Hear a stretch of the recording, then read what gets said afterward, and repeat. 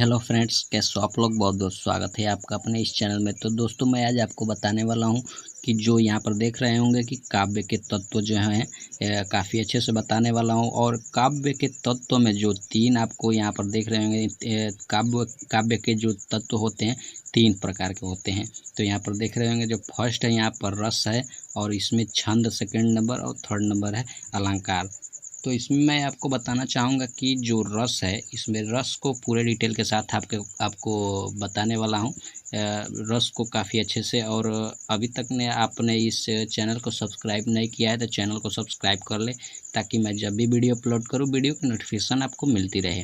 तो चलिए यहाँ पर देखेंगे कि रस क्या होता है। सबसे पहले मैं आपका इसका डिफिनीसन जो होता है, रस क्या होता है, इसको सबसे पहले मैं प्रकाशित करना चाहूँगा। यहाँ पर देखेंगे काव्य को काव्य को पढ़ने या सुनने को काव्य को पढ़ने या सुनने या नाटक को देखने से जो आनंद प्राप्त होता है उसे रस कहते हैं। क्या कहते हैं? काव्य को पढ़ने, सुनने या नाटक को देखने से जो आनंद प्राप्त होता है उसे रस कहते हैं। ठीक है। अब इसी तरह हम आगे बढ़ाएंगे इसको भी। तो यहाँ पे क्या कह रहा है कि रस के अंग, रस कितने प्रकार के होते हैं मैं आपको उसको बताने वाला हूँ कि रस के पार्ट। अभी तक आपने काव्य के तत्व को जाना है कि तीन प्रकार के होते हैं, रस, छंद, अलंकार। और उसमें मैं आपको बता रहा हूँ कि रस के प्रकार। तो यहाँ पर देखेंगे रस के अंग। सबसे पहले रस के चार अंग होते हैं। पहला है अस्थाई भाव, विभाव, अनुभाव, संचारी भाव। तो रस कितने प्रकार के होते हैं? रस के चार प्रकार होते हैं, अस्थाई भाव, विभाव और अनुभाव और संचारी भाव। तो इसमें सबसे पहले मैं दिखाना चाहूँगा आपको अस्थाई भाव क्या होता है। तो अस्थाई भाव का मैंने यहाँ पर हेडिंग लिख डाला है कि अस्थाई भाव। यहाँ पर देख सकते हैं कि जो भाव हमारे हृदय में अस्थाई रूप से पड़ा होता है अस्थाई भाव कहलाता है। तो मैं आपको यहाँ पर समझाना चाहूँगा कि जो भाव हमारे हृदय में अस्थाई रूप से पड़ा होता है अस्थाई भाव कहलाता है। यानी अस्थाई रूप से क्या पड़ा रहता है, ये आपको मैं बताना चाहता हूँ कि जो यहाँ पर देखेंगे रति, प्रेम, उत्साह, ये जो प्रेम और उत्साह और क्रोध जो होता है, ये जो हमारे अंदर है हृदय में पड़ा रहता है। इसको जागृत करने के लिए ये जो भी होता है, तो ये जो रति, प्रेम, उत्साह, क्रोध, ये जो भी भय वय रहता है, ये सब अस्थाई भाव में आते हैं। ठीक है। तो मैं एक बार और इसको रिवाइंड कर देता हूँ कि जो भाव हमारे हृदय में अस्थाई रूप से पड़ा होता है अस्थाई भाव कहलाता है। तो यहाँ पर देखेंगे कि अस्थाई भाव और यहाँ पर रस। तो सबसे पहले आपको दे देगा कि एग्जाम में कि अस्थाई भाव दे देगा और पूछ देगा कि इसमें रस कौन सा है। तो यहाँ पर देखेंगे रति, रति का जो अर्थ होता है प्रेम, तो इसका रस हो जाएगा श्रृंगार रस। और उत्साह का यहाँ पर देख सकते हैं, उत्साह का क्या हो जाएगा वीर रस। और क्रोध का रौद्र रस में। ठीक है।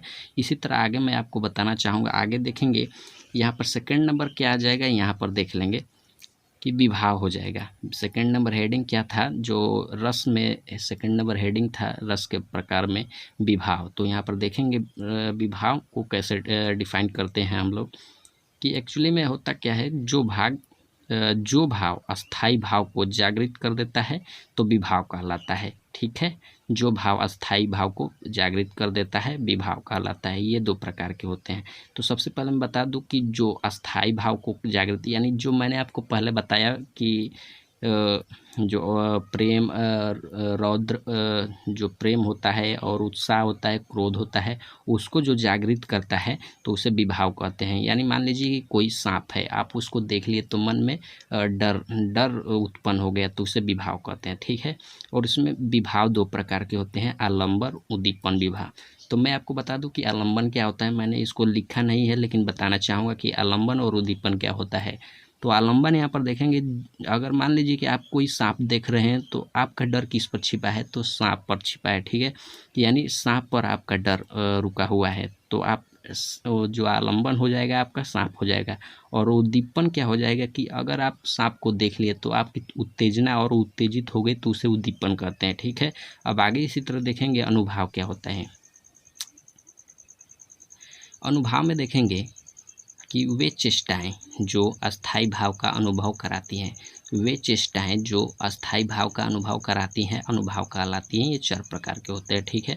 एक बार और मैं रिवीजन कर देता हूँ कि अनुभाव, वे चेष्टाएं जो अस्थाई भाव का अनुभव कराती हैं, अनुभाव कहलाती हैं। ये 4 प्रकार की होती हैं। तो यहाँ पर देख सकते हैं, मैं भी इसका डिटेल अभी तक नहीं लिखा हूँ, लेकिन ये जो इसका डिफिनीशन नहीं बताऊँगा, लेकिन ये कितने प्रकार के उतना एग्ज़ाम में काफ़ी डीपली नहीं पूछता है। लेकिन यहाँ पर देखेंगे जो अनुभाव होता है कितने प्रकार का होता है, 4 प्रकार के होता है। ये भी 4 प्रकार का होता है, कायिक अनुभाव, मानसिक अनुभाव, आहार्य अनुभाव, सात्विक अनुभाव, ठीक है।